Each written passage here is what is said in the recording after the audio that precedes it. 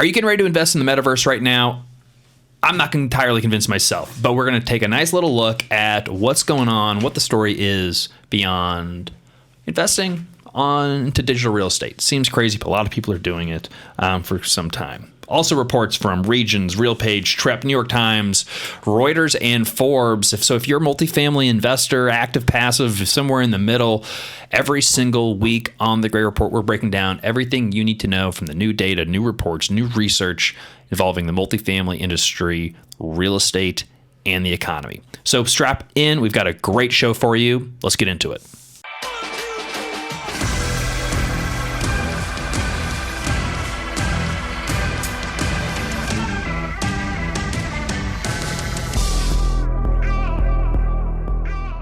All right, everyone, welcome back to the Gray Report. Joined again, as we do every week, Director of Communications and Marketing here at Gray Capital, and kind of the architect and guy who's making all this happen, Matt Bosnagel. How you doing? Pretty good. It was. This was a kind of a fun week. Not scary. Not things usually happen, but I learned a lot of different nooks and crannies, and some of these sources that I came across this week really kind of almost came out of the woodwork, and I was surprised. And I think it is a shocking amount of consensus where it's like, well, we're hovering right now, and we're waiting for things to go up and down in every single facet of the economy. There's this uncertain pause. Are we treading water, or can our feet reach the seafloor? I don't know to use that right, but we're looking for something solid, and we're not there yet. Yeah, trying to get our footing, and in some ways, I think there's still, some people are surprised of how strong the economy remains. I think the Federal Reserve is surprised. We've got Federal Reserve minutes coming out later this afternoon. I'm not going to touch on them too much today, although we've got a couple articles just kind of with some predictions. I think some folks are able to read some of the minutes as they were embargoed. But, I mean, the whole idea is try to, slow down the economy, get inflation in check, and the labor market's is supposed to be the one that takes a hit. But, I mean, the labor market's still strong. Retail sales are up. A lot of prices, remain elevated. And then unemployment still incredibly low. The kind of the jobless claims, keep surprising to the upside. Not a lot of people losing their jobs. You hear about tech layoffs, but the net is we still are adding jobs, which is usually good. Except we're thinking about, okay, how is the Federal Reserve going to be reacting to this? And I think that the concept or the idea or the assumption that the Fed is going to begin to lower rates near the end of the year, I think is kind of going away. I think that's flying out the window a little bit. I think maybe did they pause and hold on, keep it a nice plateau for a while?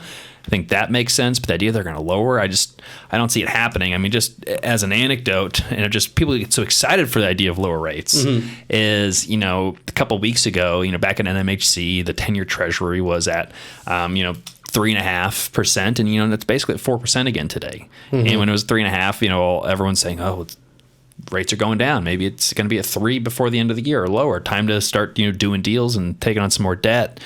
And it's like I've seen this. I've seen this episode one too many times of interest rates moving significantly within a 60 to 90 day period that can blow up a pro forma. And we're not out of those woods just yet. We don't have enough stability to say where certainly developers and even buyers can have a lot of confidence that they're going to have a nice and easy close with fresh debt. And that was the other subtopic that I picked up on in some of these reports and stuff. It was how the question of supply is still very much a question. One of the reports that we're not going to end up covering, they counted maybe 900 some odd or maybe it was in the Regions Bank piece, but 900 some things are in construction or at some stage. Yeah. And we're not going to see all 900. We're probably not even going to see 500. The deliveries. For deliveries. We're probably going to see 400 maybe new supply. And on the multifamily where side, it is and what the impact is going to be is really important because some of these forecasts for next year are saying that the markets that have all of this huge splash of supply, they still might be doing great. I'm a little bit skeptical. I think that supply may be one of the biggest factors when you're trying to figure out whether a market's going to do well or not this year. Yeah. Because Well, I mean, on the inventory side, whether it's single family or multifamily, I know you're talking about multifamily, but just, there's not a lot of single family homes buy out there right now. So if you're interested in that, it's not even an option if you want to pay for it and you can't afford it. Then on the multifamily side, on the buying side, there's not really a whole lot on the market. Not a lot of people are looking to sell or really buy right now. So it's still frosty, although there's tons of money on the sideline that's piling up, ready to go. Yeah. But Matt, enough about these dollars and real world dirt and all that. Like, why deal with any of this? Let's just go. Let's log on. Let's get our Ether or our Solana or whatever it is. Let's go get our crypto and let's go in the Metaverse and let's syndicate some real estate. What do you think? I almost got nostalgic reading about this Metaverse. I thought we're done talking about it. I know, right? Like people and the crypto, I mean, I guess can be seasonally like that, where you think it's like, man, are we done talking about this? But it's a little bit more of a mainstay. But the whole idea of like the digital world and digital real estate and kind of crypto real estate that's all managed on a blockchain. That has, that appeared like it could be more of a fad rather than a long-standing thing that's going to be around because, again, with the challenges of a lot of blockchain and crypto, which I'm a proponent, I like crypto, but a lot of it is, what problem are we trying to solve? And a lot of it is a solution in search of a problem. And so I've wondered that about the Metaverse. Even if it's a problem that there's another solution for, there's not even some of them just aren't really that useful. And it's the cart before the horse. They're saying they are thinking that there's going to be an inherent value without any kind of use. And like what you said, it's not solving a problem. It's not helping people in any way. Yeah. But it is a store of value that they think is going to increase. Maybe, yeah. Because they're saying, hey, if I can buy this tract of land now at pennies on the dollar, and if it's actually worth something. And there are some participants that are giving it some credence. Like, there are a lot of corporations that are taking a ringer on, buying up areas of like advertising. And that may be it. The value appreciation of that digital land itself may not be where the real investment is. The real investment could be how useful it is. You're making something memorable. You're promoting the name. Like, even if you're spending that much money in the Metaverse, you're actually getting that earned media that you spent that money. So it's not even about people. It's a good point. It's not about the people in that Metaverse seeing your logo or name or whatever. It's the fact that you did it. Yeah. And that there's an article written about that you did it. Yeah. So we'll get into that. But I think that there's a lot to be said about this. So stick around for kind of part 2 about the Metaverse discussion. We're going to be taking a deeper dive, but wanted to just to tease it a little bit. Matt, you brought up this Regions piece. Region they put out a lot of good reports, specifically on real estate starts, talking about single family starts, multifamily starts. Let's take a look at the piece because, as you said, a lot of this is going to be supply dependent, and that's what a lot of us are watching of. Are we building too much right now? But then it looks like we're maybe not going to be building enough. We've got this huge housing crisis. We need supply, but are we building the right supply in the right locations? Or are we concentrating, not necessarily the right type of housing in wherever? But I mean, it's a lot in the Sun Belt. So I'm guilty of this too. It's like when, if you're an investor, you want if you're an investor that owns a lot of apartment units, you don't want there to be supply because you want your own supply to become more valuable. You want to be limited. But I also when we hear news about a lot of supply coming online, I often will fall back on the idea that in certain markets, and I think that is going to be true, but in those markets where supply is going to hit, it's going to be a much bigger part of the story, I think, this year than the other. And maybe before we get into it, why do we look at these? Like, why are new starts like an important metric to even look at? Because they can tell us different things, right? I mean, from like a pure, straightforward standpoint of looking at supply and demand. On one side, it's it's giving you a glimpse of future deliveries and what that future supply and what that market may look like, and 12, 24, 36 months out. On the other hand, it's also indicating what the demand is what the developers are seeing and their opinion on the market, and their appetite for risk and the upside that they see. So if, on one hand, a lot of new supply, that's not good for pricing because, could we oversupply? On the other hand, you could say, well, maybe the developers are seeing something, that there's so much demand. They're seeing so much demand that, they are putting these permits in place. They're trying to get these projects going. I have thought about this a lot. I think that there was going back to a comment that we got from someone that was in development and talking about how they were thinking about risk and stuff. And I think about developers that sometimes as like the tip of the spear, where they're the ones that are taking the brunt of this risk in a lot of times, and they're having to think 5, 10, 20 years maybe down the line, maybe.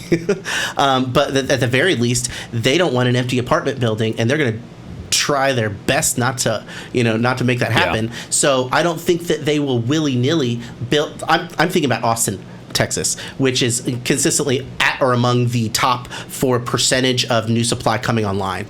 Something like 10 or above 10 or something on some of these numbers. But those people that are building there, they surely knew that a lot of other new supply was coming online, and they made that bet, and they're willing to accept that risk because they know something, or at least that they've worked really hard in figuring out where exactly in the submarket. Well, I don't know what the statistic is. I'm sure someone knows it, and drop it in the comments if you know. But I'm sure there's like some statistic of X amount of people are moving into Austin every single day. Yeah, exactly. Or X amount of jobs are being created every single day. People talk about job, wage growth, the right demographics moving in the right areas. I think that developers are thinking a lot. Well, they're thinking these folks from California moving in, they're paying $3,000 or $4,000. We can rent to them for $3,500. They think they're getting a deal, but we were renting for $2,500, or our rents are going up $1,000 a month, and for the developers, say it's a win-win.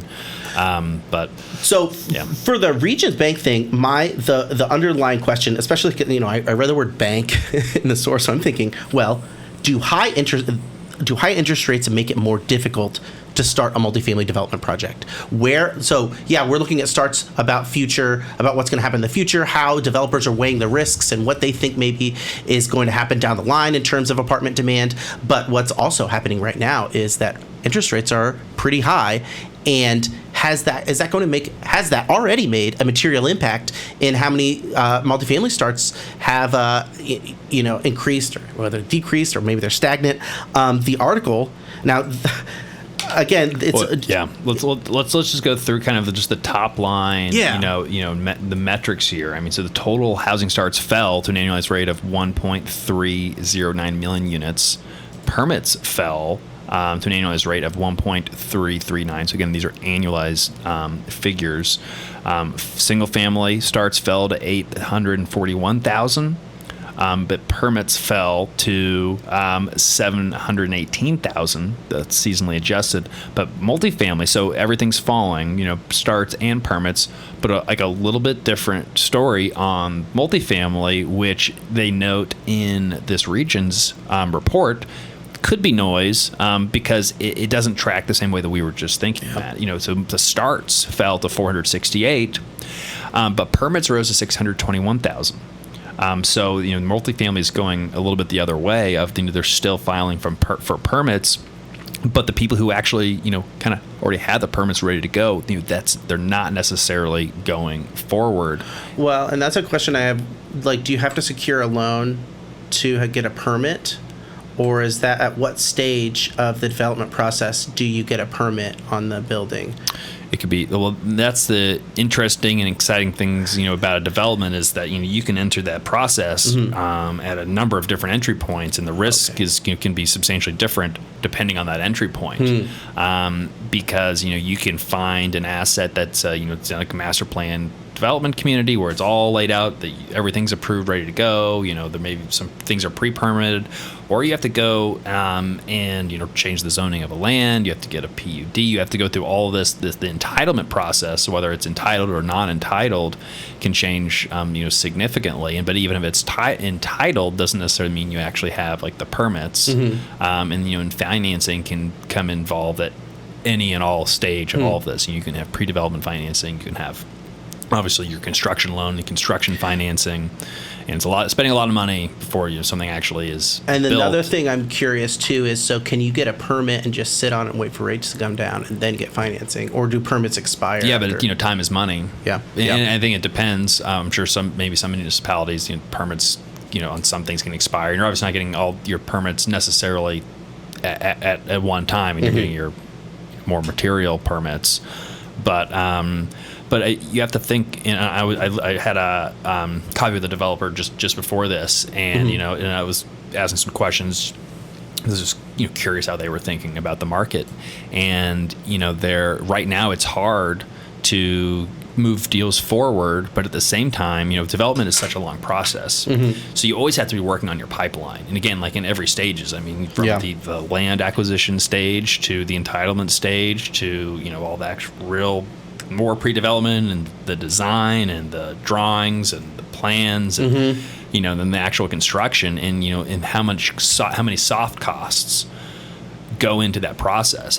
Just plans, just the drawings. How much do you think drawings would cost on a multifamily development?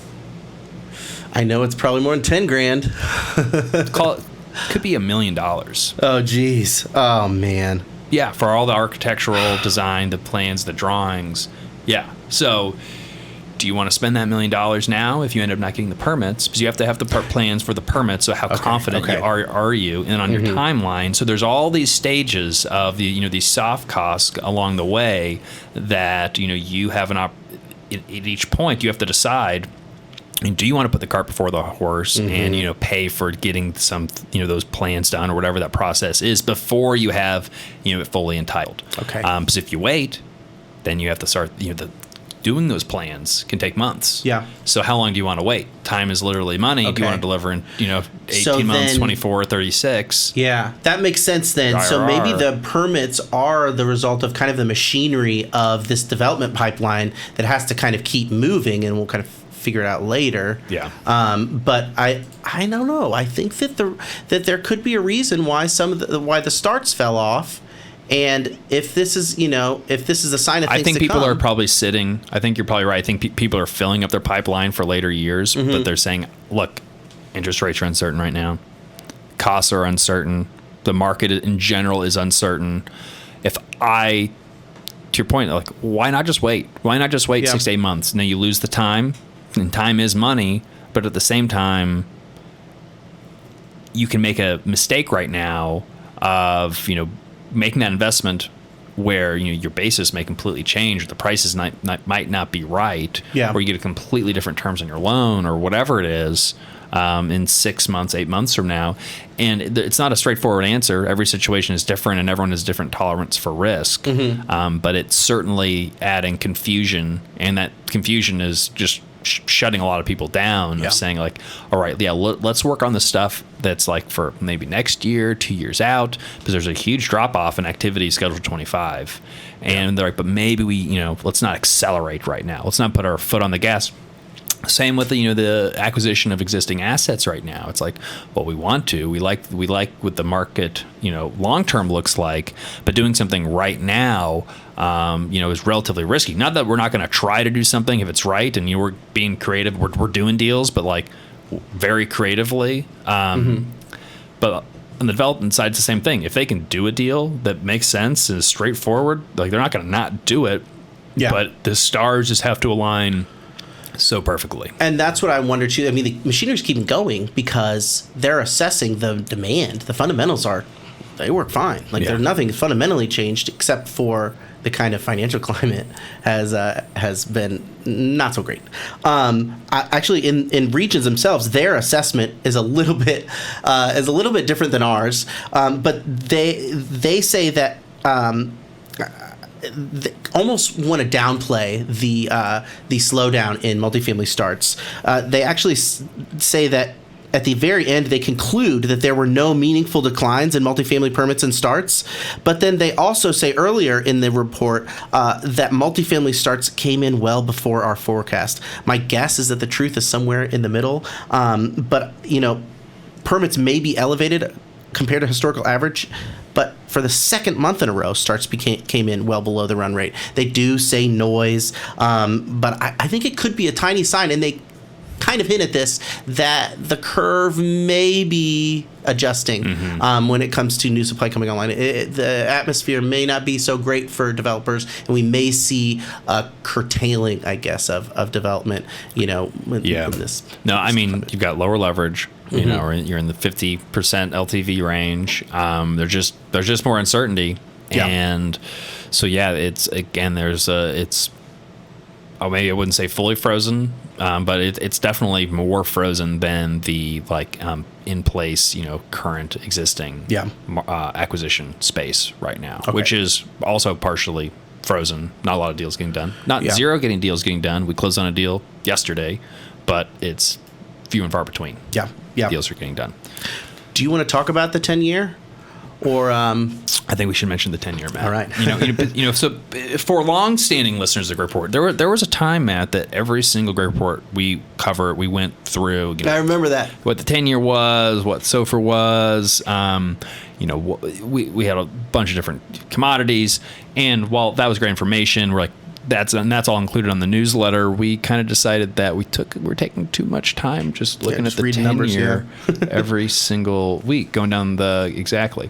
So the 10-year Treasury is elevated compared to a couple weeks ago, where we were in the 3.5% range. Just mentioned this earlier. Now we're in the basically just sub 4% range.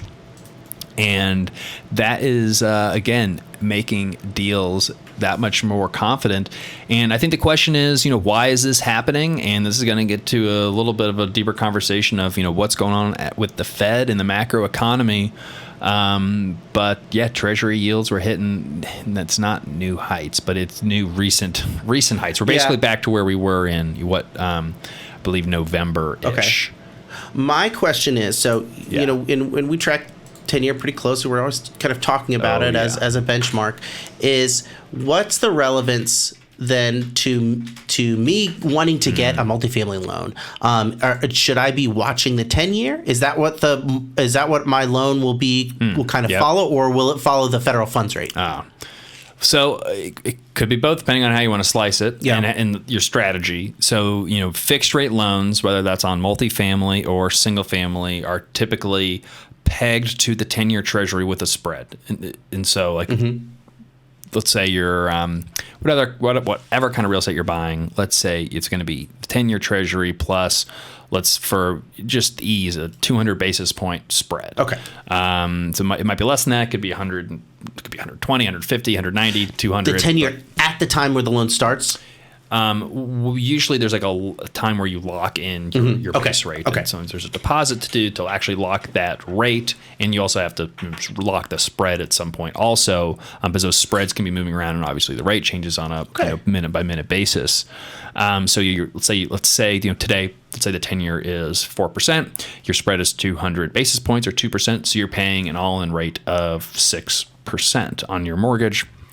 Amortize it over whatever period, typically 30 years, usually with a term anywhere between 5 and 12 years. And, often some interest only, where you're only paying that interest rate, you're not paying the full amortization. So you're not paying the debt down. You're not paying any principal. You're just the interest on the loan. Okay. So that's for a fixed rate. If you were only doing fixed rate deals, you certainly need to know the 10-year Treasury. Floating rate loans are typically pegged in real estate. It was the 30-day LIBOR, but there's been a transition in the last 2 years to the 30-day SOFR rate.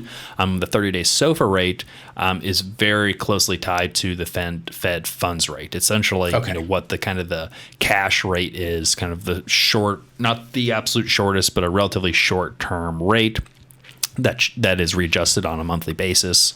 And so if you're looking at floating rate debt, you really should be looking at what both options are to compare. There's different risk profiles, and there's different pros and cons to each, and we won't go into all the details. But you really want to be tracking both. SOFR is going to be tracking much closer to that Fed funds rate, which is really the only interest rate that the Federal Reserve has much. They're really only tweaking, those short-term rates, like the Fed funds rate, and they're not really doing anything to the 10-year. They're not setting the rate of the 10-year. The Treasury's offering auctions off 10-year Treasury notes, and in the past, the Federal Reserve has been a buyer of those Treasury notes, or now a seller of those Treasuries, but they're not pegging an interest rate on the 10-year Treasury. It is market forces are driving the 10-year Treasury rather than. So that was my second question. Difference between 10-year and the federal funds rate. Federal funds rate is like dictated. This is what it's going to be. You can't change it unless your last name is Powell or something.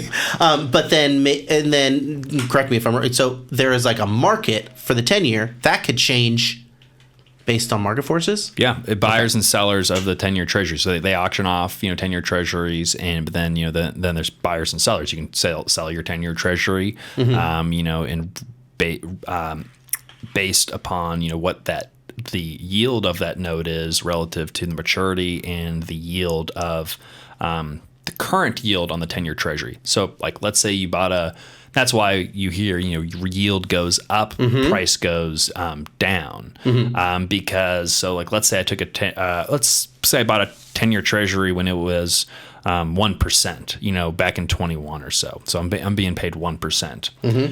Now the 10-year Treasury's risen today, and it is paying out 4%. Well, obviously 4% is a bigger coupon than 1%. And so you do a relatively simple calculation of, the net present value of those cash flows. So if you've got a 10-year Treasury, you bought it, 2 years ago, so you've got 8 years of term, what's the value of all that remaining cash flow?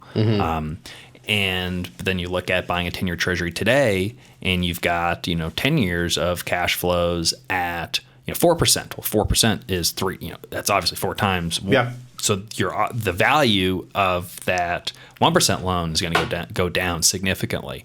And that's happened over the last year or so. It's been a complete bear market in the bond market because rates have been going up, and so people have all these bonds that are paying peanuts in interest, where all the new bonds are paying real yield. And so it's like, man, that's why cash is trash. Because you weren't getting interest on any of your cash a couple of years ago, but now that equation has shifted, and cash is not yet fully king, but that equation again it's moving. The pendulum has shifted to that direction of cash really can mean something and hold value, and you can go get a yield. You can go get a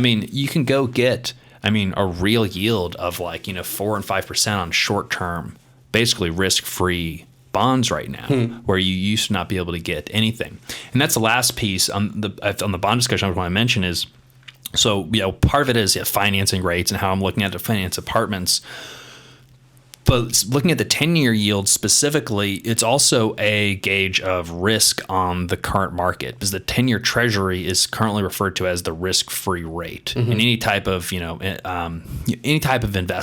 or the discount rate, because government bonds, and specifically the 10-year bond, because a lot of investments are held over 10 years, that's you should be taking no risk. I can make that investment. I'm taking zero risk. So today I'm getting paid 4%. So when I look at another investment, I want to look at what that real yield is, taking out the risk-free rate. So I'm taking what the return, whether it's an IRR, and I'm going to be deducting what that risk-free rate is to get kind of a relative return. Because it's like, hey, I want to know what my premium, and the difference is the risk premium. I want to have a sufficient premium over the risk-free rate where I'm going to get excited, and that should kind of line up with the amount of risk that I'm taking or I'm comfortable taking. So you also want to look at interest rates as a market signal of how much risk is in the market and the appetite for risk, and how many people are buying bonds, and what that yield is telling us, and what risk premium you need to be receiving in excess of the discount rate on your investment. So interest rates can tell us a lot of different things. They're also directly correlated to inflation in a way, because obviously as inflation rises, as we've seen, interest rates will rise as well, as whether that's the Federal Reserve raising rates to curb inflation, or it's the market driving those prices up, demanding a higher yield on those bonds because price of everything else is going up. So I'm going to put my cash somewhere. I need to at least be able to get on some par close to inflation. So there's this direct correlation between interest rates, inflation, risk, and also volatility. And I would also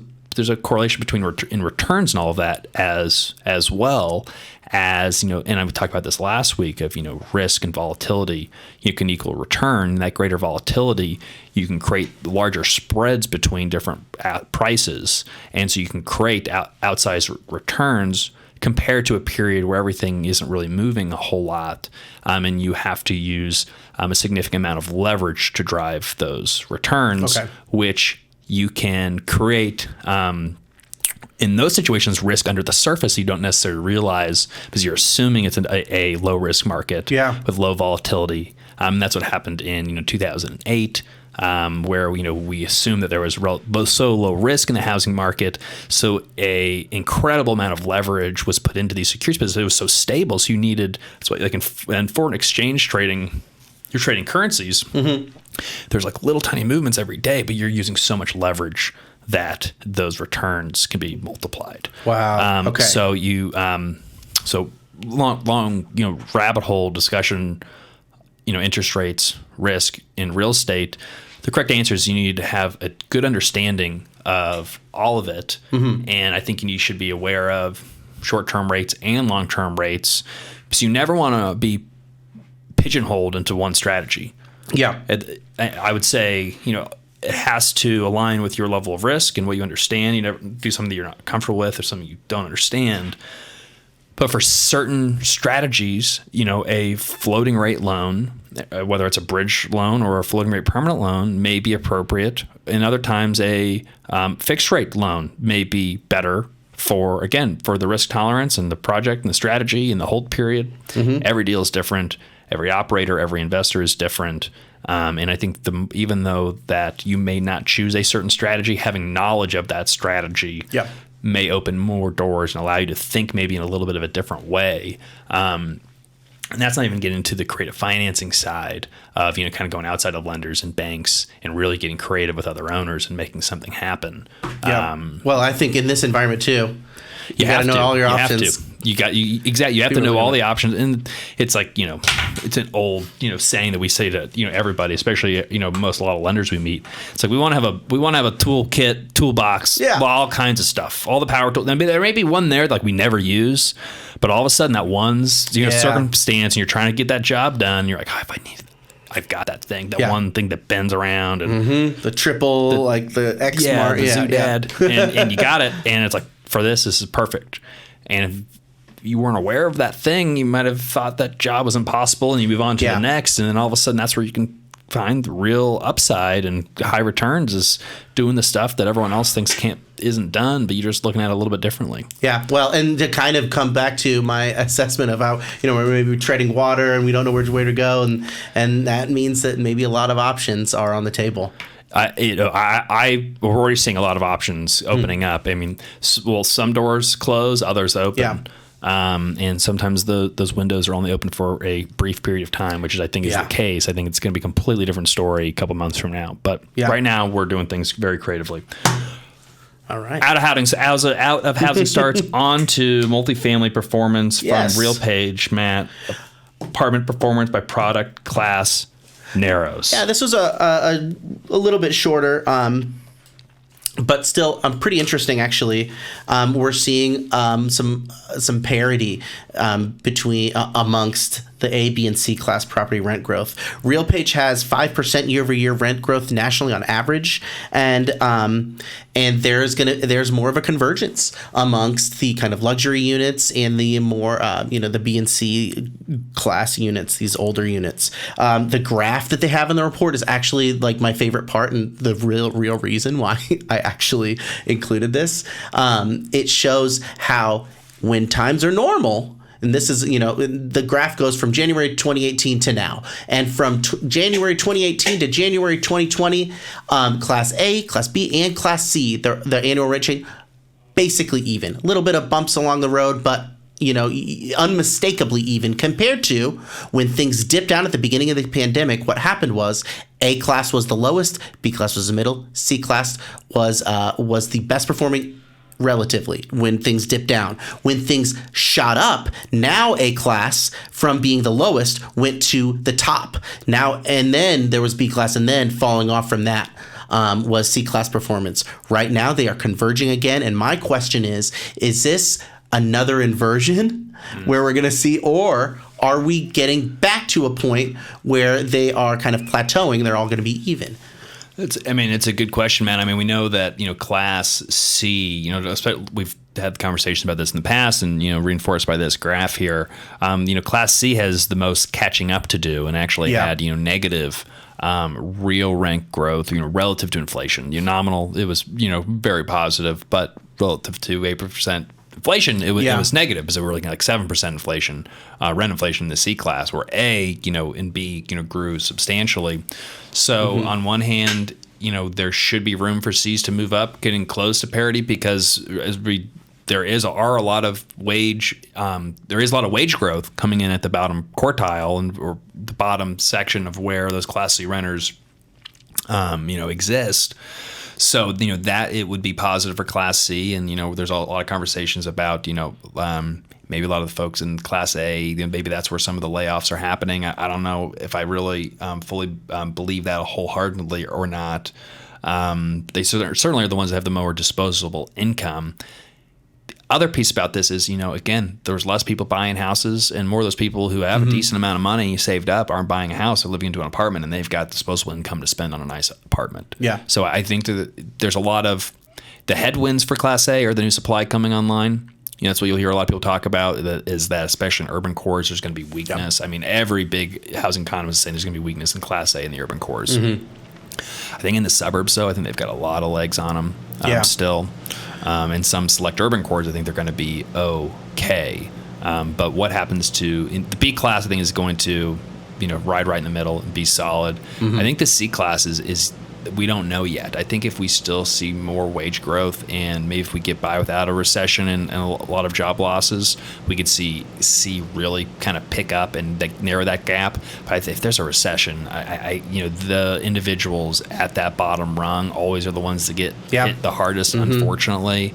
And there's always, the delinquency and collections at Class A has, been, better than pre-pandemic, but in the Class C and B minus, it's some bad stories of collection and delinquency, and so people are, it's the people that are going to be dealing and are actively dealing with inflationary pressures the most.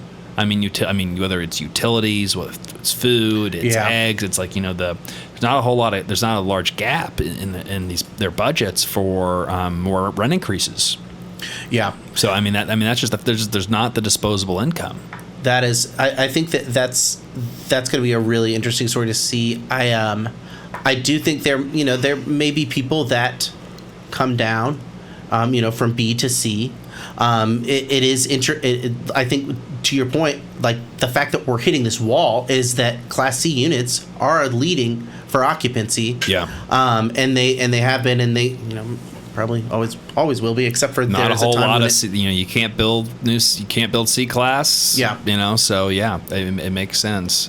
And that could be one of the factors that continue to push rents up. But again, you can only squeeze so much out of it until you're squeezing people out of C class into with subsidized housing or another option. Yeah.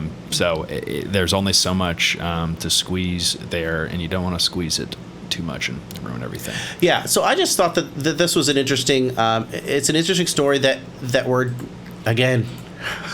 seeing it play out month by month, and I'll definitely keep track of this, because if we see another gap emerge, that could be a sign that we're heading towards another inflection point. Yeah. Well, we shall see. I will say, though, that again, this is anecdotally, but from some of our, I would call them more B minus properties, not C, where where we've been doing some repositions and we had some delinquency issues at first, and some we're still dealing with.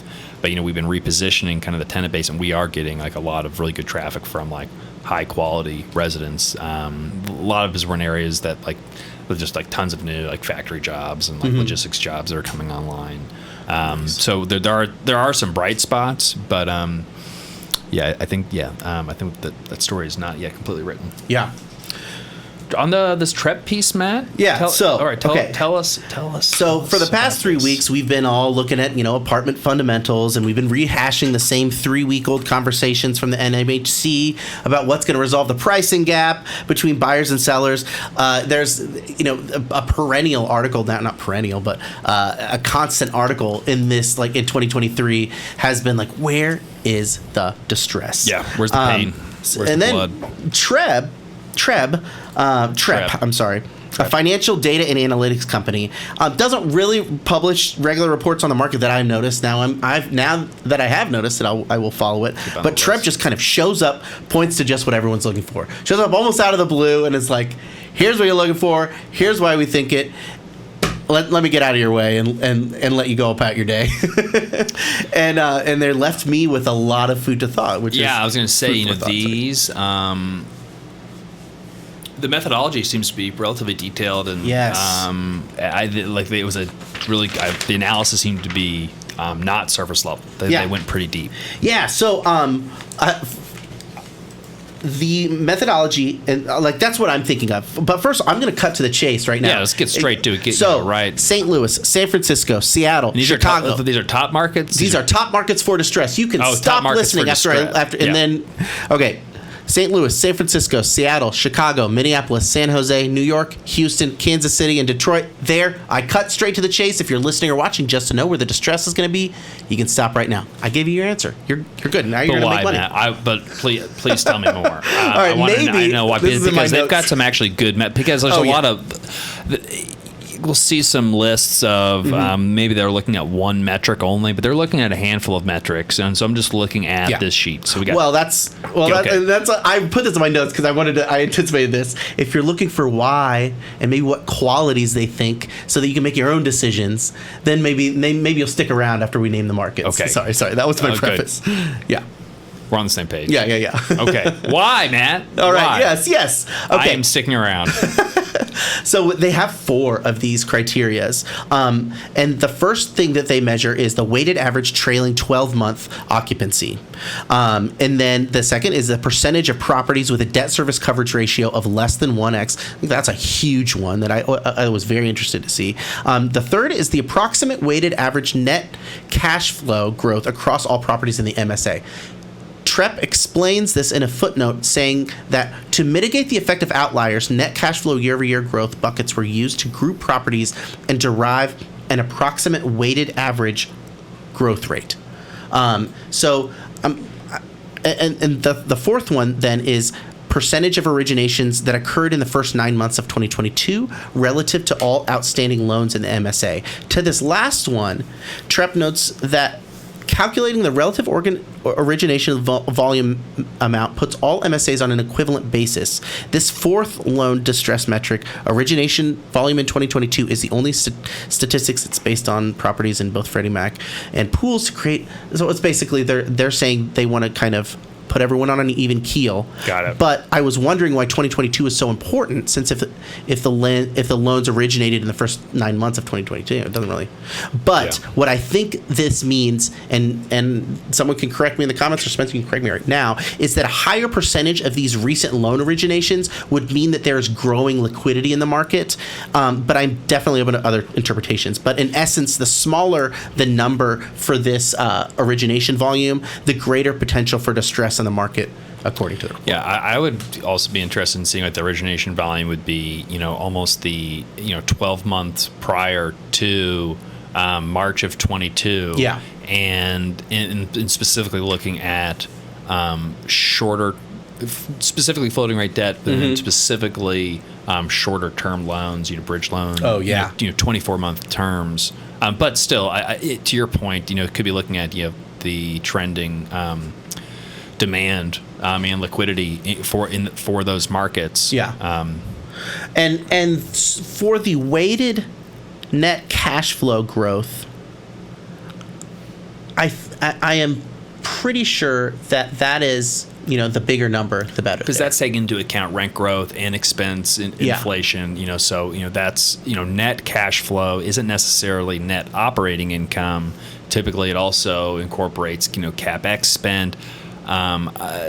So I'm not sure if they're taking capex or not, or they're actually looking at net operating income. But basically, are they making more money or less money? Yeah. And for a lot of these pro formas and people that were putting these business plans together, I guarantee you that they were expecting to make more money. Yeah. And again, especially if they were on a shorter term loan, they needed to increase NOI to get the new valuation. Mm-hmm. But that was if cap rates stayed the same, but cap rates haven't stayed the same. They have gone up, which means prices have gone down. Yeah. Double whammy. So if your cap rate goes up, that brings your price down. Oh, yeah, If your that's a cash good flow point. goes down, your value goes down. If both the numerator and the denominator go down, or You're if the double. denominator goes up, the numerator goes down, then it's a double Yeah. whammy. You've got a 2-year loan, it's coming due. You've got to pay it off by selling it, or you've got to refinance it. But to refinance at new loan to values, and at the new value, all of a sudden you're very much underwater. Yeah. And that's where the distress, potential distress, and so that's what they're really trying to quantify and pinpoint. And we're doing some research on this as well, but also these the DSCR that's under 1%, and so that's basically 1% DSCR or 1 point the percentage that DSCR that's under 1. Yeah. 1 is you can pay the debt service. That's it. You can pay your mortgage. That's it. So if you're under 1, you can't pay the mortgage. So you're losing money You are losing money, and this is the percentage of assets in that market that are essentially losing money. Now that's where we came into being negatively levered. There are people that are coming in that were buying things, losing money the first year. Some of them are expecting to, but we're going to get 20% rent growth in 1 year, and so we'll be cash flowing year 2. But now they're losing money in year 2 also, and then their loan's coming due. Okay. So in St. Louis, they're saying 14% have a DSCR under 1. Yeah. So That's right. 1 is greater. It's it's chopping the 1. Yeah. So we're not. Scary. I'm. St. Louis. Whew. I am not sure where they got the DSCR information. Well, the lot of it is if it's securitized, a lot of it's publicly available information. Now, how updated all that is, I don't know. But I would also be curious of where they got it from. But a lot of it is publicly available. Not all. CMBS, it's all public. Okay. But And so for the top 5 of these markets, they've given the raw numbers. So for instance, for St. Louis, the total loan balance is $1.9 billion. The occupancy is 93.1%. DSCR 14 under 1 was 14.06, and then negative 0.26 weighted NCF and 9.5 origination volume as a percent of total outstanding. That's just raw numbers. They also give kind of a story a little bit that characterizes some of the developments and trends in each of these cities for the top 5. Yeah. The story for St. Louis is about downsizing seniors and increasing demand for senior living. I think a lot of that story is going to be present in a huge amount of markets, not just in St. Louis. And this is true for a lot of demographic story. Yeah. But for the next 2 markets, Seattle and San Francisco, it really is about tech layoffs, which is I get it. We've heard about those. But they make a really good point in their commentary about San Francisco in that most of these new remote and laid off workers would have been first-time entrants into the multifamily housing market. And now this demographic is drastically dwindling in the Bay Area metro and I think also in Seattle. I hadn't really considered the layoffs and age groups associated with the tech industry layoffs, but I don't think it's going to be the bosses that are being fired. It's not usually the bosses that fire themselves. So it'll probably be the younger apartment renting cohort that's going to get the axe. Now, I've also heard that a lot of these tech layoffs, and this makes sense kind of, they'll get maybe fired from Facebook and picked up by Lowe's or a non-tech related, have a tech job in a non-tech industry that is very hungry to accept them. Yeah. So that, but as an anchor, those Lowe's jobs may not all be in Seattle. and it will have a not so nominal effect on the demand for some of these places. I don't know. I was in Seattle like 6 months ago. I still saw they're still building there. I know a lot of people that are in Seattle. I'm working with some guys that they're very excited. They're so bullish on Seattle. I think it's like New York City, or Chicago, and any time of these large cities, and even probably San Francisco, maybe. Although it's had some unique problems, I would say, but you don't painting with a broad brush. You can get exactly. Like they're giving an example here about like an apartment that's like basically next to Amazon's headquarters, the Rivet Apartments, and it's the fourth largest loan in this securitization. It's a CMBS loan, and so that's where they're getting less information is the CMBS data. And the DSCR from year end 2020 was 1.14. Now it's 0.71 at year end of 2021. Now they're saying they're expected to see influx of new residents to recover, as there has been an increase in DSCR to 0.82. But so you're still not covering that's the mortgage. That's one thing that made it real, was seeing these. They're specifically pointing to specific properties, and they're like, this one has a DSCR. Look at this one. Watch this specific property. It's no longer an abstract idea. And so I like that. And it may not be widespread. Obviously there are going to be people that there's an appetite for all these. But anyways, continuing to Chicago. Chicago's main narrative is about big name firms leaving the MSA and the lingering remote work trends that are driving people towards maybe smaller cities with a lower cost of living.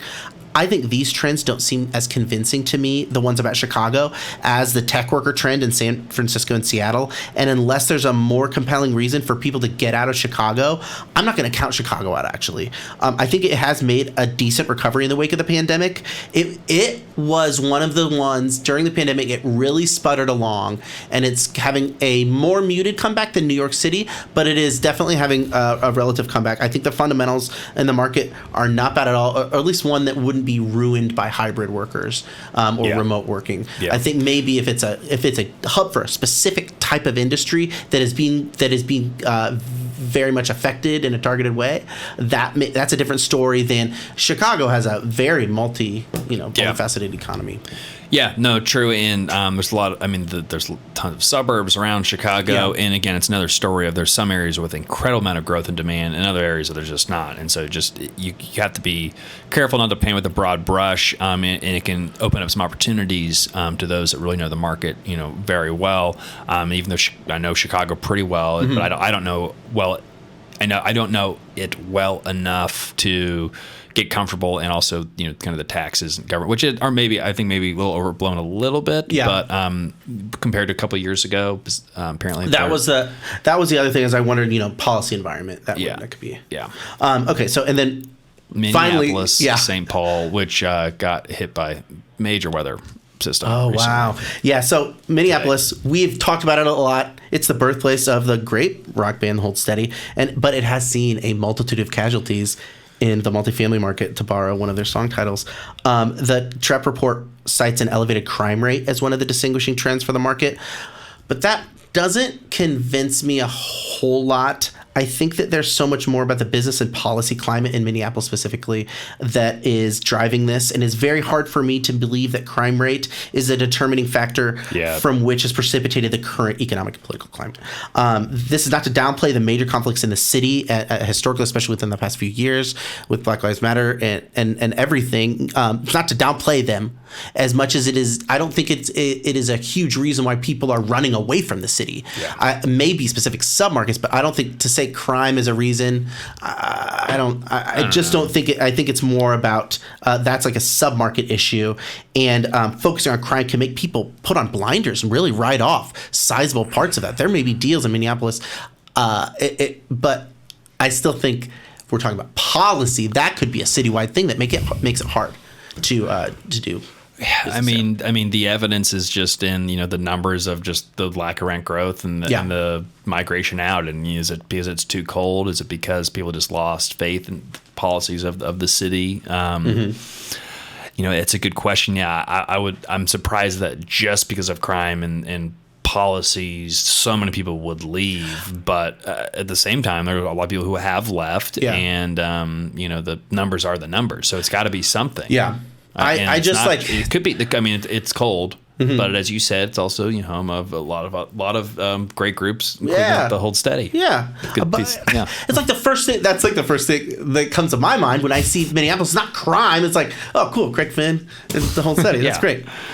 But everyone's got their own view. Beauty is an eye of the beholder. Yeah. So, Matt, where can I find all this great information? This has been a lot. You can find it by signing up for the Gray Report newsletter at graycapitalllc.com/newsletter or on the Gray Report website, grayreport.com.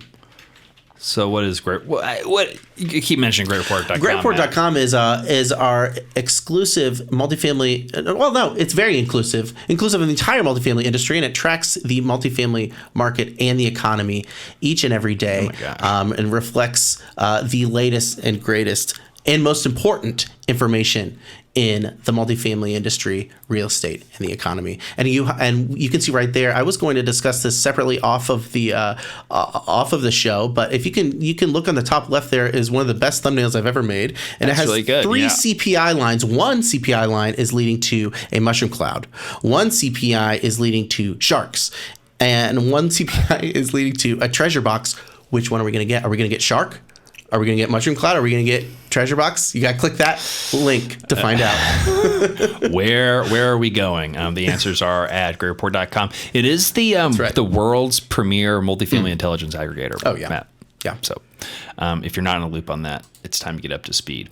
All right, Matt, let's move on because we're running low on time, unfortunately. There's so much good stuff, and people are just going to they're either going to have to go to Gray Report, they're going to have to subscribe to the newsletter to get the full story. We had are we ready for the back into the multiverse? Are we there? Did we get through everything? Yeah. Great. We broke through to the multiverse. Great. All right. We're broken on through to the other side. Matt, what are we? What is this? What is this guy? Are we? Is this what we all? Is this? Right. Is this you? It's what we want. This is the future, and we're gonna pay money for this. Is this like in Greece? I think that this is this is a video that we're watching right now for the podcast listeners. We are watching a video of a man walking around a piece of metaverse real estate, I believe. One that is kind of organic. It's like kind of made made of rock. That's the choice. I guess you can make anything in the metaverse, and they made that. That's right. And the article starts. So the title of the article is "The Next Hot Housing Market is Out of This World. It's in the Metaverse." It starts with a story of a contractor who is selling an 11,000 square foot mansion and is throwing in a virtual copy of the mansion in the Metaverse. This is the most valid application of the Metaverse that happens in the entire article. That's my hot take. I don't think that $10,000 worth of metaverse land is going to appreciate into $10 million worth, but that's what happens. That's the speculation that happens in the immediate next paragraph. Mm-hmm. So they go from a decent idea to, I think this thing is going to increase by several orders of magnitude. That's a lot of magnitude. That's it. Yeah, it's quite a bit. But I guess you started from zero. I was thinking maybe you could do some kind of the metaverse equivalent of renovations, but man, that's a lot of X. So to me, Matt, and we were talking about this beforehand, is not that, is there going to be something like this that's out there, like of these virtual worlds? Mm-hmm. Virtual worlds aren't new. They've been around for a while. Yeah. If you played video games, you've been in the virtual world, and you've been in virtual worlds with other people, whether it's just a game lobby where you're talking to other people, or you're actually in a virtual world. I mean, World of Warcraft, whatever it is. Yep. So it's not really that of a novel concept. Mm-hmm. But this whole idea of speculating on the digital assets is, obviously comes with blockchain and cryptocurrency. Big thing that you and I were talking about is that, one of the reasons why people invest in real estate in the real world is the fact, the saying, essentially, land, they're not making much more of it. And it's not going to go away. It's not. Matter cannot be created nor destroyed. I guess land's, exactly. Not into a big way. Yeah. But the metaverse what's stopping someone from just making another metaverse? It's just copying and pasting. You're creating it's servers, and you can have more servers, and you can host more metaverses and virtual environments, which is the same with cryptocurrency. It's like you can take Bitcoin and copy Bitcoin, but people use Bitcoin because it's been around. Yep. But there hasn't been an established second world metaverse. Yep. There are some prominent ones out there, but not only are you betting on the idea that this concept is going to take off, you also are having to bet and speculate on which platform is going to take off. And then, to what you said, it doesn't just disappear one day. Yeah. How do you square that? 5 years, 5 years later, you could have nothing. I was looking up just on the very cursory Googling. There is at least like 5. There's Every Realm. That's a metaverse platform you can buy real estate on. That's mentioned in the article specifically, and also the Sandbox is mentioned in the article. There's Decentraland, Blocktopia, Upland, Horizon Worlds, which actually I feel like that's the one that may have the most staying power, the most potential, because it's got the pockets and the wherewithal of the Meta company, like Meta Facebook, to stick around on the metaverse for a while. But these other ones seem like a place maybe for aesthetic enjoyment. Yeah, more than financial speculation. That's what it seems like. As like if you were looking at it as like a video game, and like what a Sandbox, like a Sim City type situation, and this is everyone's website, by the way. I'm not exactly sure what's going on. Oh, here we go. Here it's coming in finally. Maybe if you scroll down it. Yeah. Well, Perhaps. This is actually I'd like to think this of is this their as a actual visual metaphor of. Yeah. Okay. Now it's coming into focus, and they expect people to use it. Fascinating. But yeah, I'm having a hard time seeing, like, until we're at a place that there's really been one that's established that everyone's using. I see it really not even at that point. It's not much more than a video game, because I don't know what you can do in it. I mean, you can meet with people, but I don't think that's mutually exclusive to one grand universe. You just need to be meeting someone in one room. If you're having a virtual, meeting in the metaverse, until we get into, cyberpunk territory where we can, or Matrix, Neuromancer, whatever, you can jack in, and you get your inserts and your slots. Yeah. And you can actually go into that universe, which we're not there yet. Not a lot of foot traffic, I don't think. Now, part of the article said, "Oh yeah, you can capture new leads. You get new foot traffic and drive people to your company or whatever." I don't think that's there yet either. I think I agree. I mean, that's got a specific demographic of like, all right, people who are interested in the metaverse may also be interested in my product. If your customer avatar is someone who hangs out in the metaverse, yes. But that's a pretty small niche. Yeah. I think. I do think, like I said, aesthetic enjoyment. Yeah. It's a fun toy. If you just want to throw that in, you're selling a house or you just finished a multifamily deal and you want to do that extra, you're not expecting to make money off of it, but you want a little fun thing for people to come and play around with, then that's fine. Do it. So would it almost be? I mean, it's not like an NFT, but so like I'm just thinking, for example, so Matt, we're going to buy an apartment building. We're going to make a digital copy of that apartment building, and so then when we go to one, I'm trying to think this through live. One use I could see is you can invite your prospective residents, tenants, to go tour, do a 3D tour in the metaverse. I thought about that. I put that in my notes. It's like, well, we already had virtual tours, so and so it comes back to what problem are we solving? Yeah, we already have virtual tours, and we already have and those are taking off and staying, and we already have AR virtual technology. Tours, and so we probably could. We have virtual tours, but you don't necessarily have a leasing agent walking through you and that's true, with an avatar and handing you a virtual drink. Yeah. And I think that tool is great. I think that works. I can make sense of that, but I just can't make sense of it as a speculative thing. And we're adding this little piece of land. It could really make you some money one day. I don't think that's the thing. It's hey, look at this neat thing. It's a little toy. I thought you'd like it. It's right memorable. Now, and maybe we're missing the point here, Matt. And maybe there's a great thesis, and they're I mean, because there's people who are, I mean, so this Every Realm company, I mean, like you want to, like it sounds like they're syndicating. They've got, ready to go. They've got their Every Realm. This is not an advertisement. We don't know anything about these people really, but Every Realm and Venture Fund, they've got holdings. Now, I think these are in companies that are investing in the metaverse rather than like actual, pieces of real estate. Well, no, metaverse real estate. This is some stuff that they own. So this is some of their collection. Here we go. So, okay. So again, so it's really a lot of, now we're in the NFT world. Yeah. Which is totally fine. So they're buying, these, what is it? I don't want to say what they are. Yeah. Bored apes. Yeah. So we could be doing this, Matt, instead. I like some land that I can put my feet solid. That's there. That's a real asset. If one of these things pops up and it becomes and there's a platform that is trustable, that you can see it lasting more than 5 years, that would be kind of fun to add a little copy on the blockchain. Exactly. I think it'd be a fun little thing. Yeah. And it'd be like, hey, probably going to zero.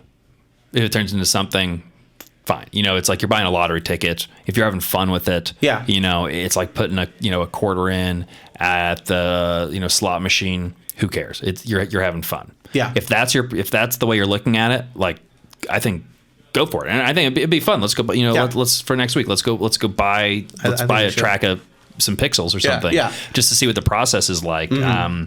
But for and I would love for someone in the comments to give us the serious like investment thesis case of other than it's a high risk, potentially a high reward scenario. I don't think anyone is saying it's really anything other than that.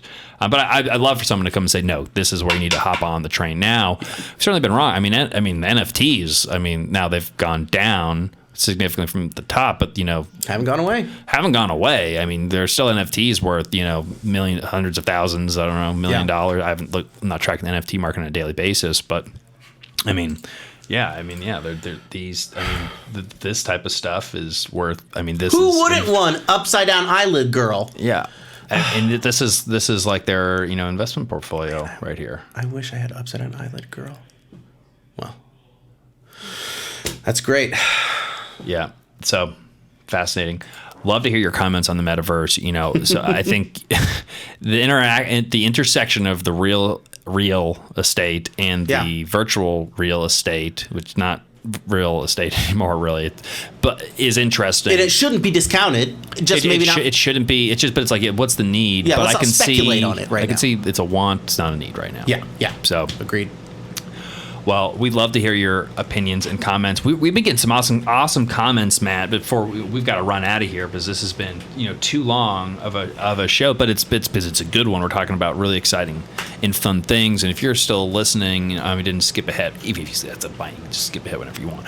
But we appreciate you sticking around because we appreciate you, and we wouldn't be doing this if we got 0 views. We're getting more than 0 views, Matt. That's right. We're actually getting a decent. Some of our videos are getting more and more and more. All thanks to those of you. All right, Matt. Christian Rooney, 4428, 2 days ago says that's a big deal, gentlemen. If occupancy trends down, rent will be next ? And that's on one of our latest videos. Reports are in multifamily performance in 2023. We were talking about declining occupancy and. Will rents be next? Well, I think rents have also been going down with occupancy decreasing as well. We've seen that the last really 2 quarters. Absolutely. And there's a blog post that I recently wrote a few days ago or yesterday that tracks a bunch of these different rent trackers. Yeah. 9 or 10 of them. And if you eliminate the right ones, but seriously, like if you exclude these like huge outliers, there's a case to be made that we're trending to the positive. We're still a little bit negative month over month, and I think that we're going to start coming up. That's what I think. That's a big takeaway right there. You gotta wait. So you gotta wait to the end of the videos to get the real nuggets. So Cap Marketer 5038 said, not a very nice comment, but we're not really here for censorship, so we'll read it, but it's not really. This is from my interview with Paul Fiorella from Yardi Matrix from a couple of weeks ago, and Cap Marketer 5038 says, yeah, I trust what an industry hack has to say.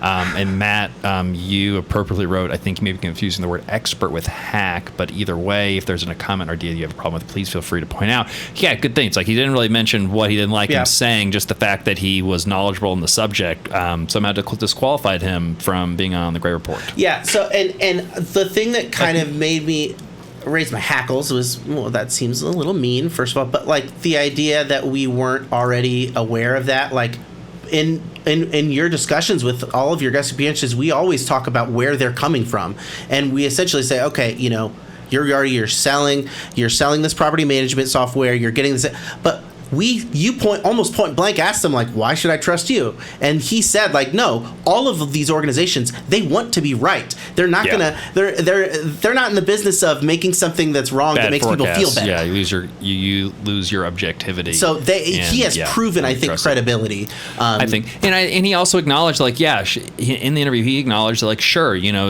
brokers are in the business of selling real estate. They never want to say the market is that bad, but that they also have credibility that they need to, not just from the companies, but the people who are putting out the reports. Maybe he would have liked it. Yeah. Maybe we're talking about just the same idea that he wants to. Well, he didn't tell us what his idea was. Just he didn't like. Anyway, so Profits Daily 4, a nice quote. We'll take a little inspirational quote that worked good, and this is on the video. What will thaw the frozen multifamily market? You can go watch them. We'll go back and watch any of these videos on the Gray Capital YouTube channel. And Profits Daily 4 says a real entrepreneur is someone who has no safety net underneath them. Could be the case. I like to have a little safety. Like I said, solid ground underneath my feet. Yeah, but the drive comes from, the mother all, of inventions is, necessity. When you need to do something, you have to do something. It's going to push you a little bit harder. Mm-hmm. And that's true. I don't think it's always a necessity. And there's entrepreneurs that, now have, would have something to fall back on and they keep going. But, I think there's a lot of truth to her statement also. Yeah. It's often when you get your back pinned to a wall, and a lot of it's mindset of, telling yourself you could have a safety net, but take that out of your mind. It's like, I don't really have another option. It's complete mindset, and then it comes down to, quantifying, risk a little bit in how you feel about risk in general. And that's what it takes to be an entrepreneur, is what she's saying also. Yeah. They understand that, they have confidence in themselves that they can move forward. And in today's market, it takes some fortitude to move forward on doing stuff. Yeah. All right. 13. This will be the last one. We'll do two more. Because Christian's got a really good one for us that I don't think we've talked about. Rent control. This is for Brian Mogg, 8135. This is on the video. Is rent control the best housing policy? ? Obviously, probably not, Matt. And so Brian Mogg says rent control equal far less rentals in the future. Investor will get out of the business. I don't think I could said it better myself. Yeah, Matt. It's that you put a Band-Aid on too many things, people aren't going to want to come in there. It becomes uninvestable. It's like obviously I want to grow my income over time. If I can't, I will go elsewhere. And the last one, Christian Rooney coming back at us. This is 2 weeks ago. This is also in the Paul Fiorella video. You're crushing it with the podcast. Appreciate all the quality information and guests. I'm getting back into multifamily, and your knowledge puts me on the fast track. Well, that means a lot to us. Mm-hmm. I mean, that's awesome. We appreciate your nice words, Christian. That's awesome, and good luck on the journey. It's a fun one. It's an interesting time, but it is well worth it if you can stick it out for the long run, for sure. All right. That's all I've got, Matt. Any closing remarks? No, this time I'm going to stay quiet. I'll leave you to fill in the dead air. All righty. Well, hop on over to graycapitalllc.com. If you'd like to learn anything about Gray Capital, and if you're an accredited investor, make sure you fill out the Gray Fund form to learn more all about the Gray Fund. We're out there still buying deals in this crazy market using almost exclusively creative financing. So if you want to get in the weeds and the details of how these creative deals work through creative financing, We're not doing it for free. So, we're typically, it's for our investors or, prospective investors. So if you are accredited, get in touch with us. We'd love to take you through what we're doing right now.